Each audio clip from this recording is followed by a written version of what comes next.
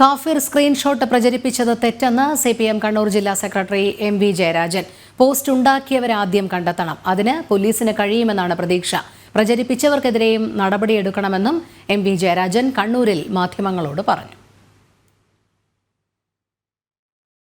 കാഫിർ എന്ന വിശേഷണത്തോടുകൂടി ഒരു വാട്സപ്പ് പോസ്റ്റ് വന്നത്, ആ പോസ്റ്റ് ആരാണ് ആദ്യം ഒറിജിനേറ്റ് ചെയ്തത് അതിതുവരെ പോലീസ് കണ്ടെത്താൻ കഴിഞ്ഞിട്ടില്ല. അത് കണ്ടെത്തുകയും അതിന്മേൽ നടപടി സ്വീകരിക്കുകയുമാണ് ഏറ്റവും പ്രധാനം.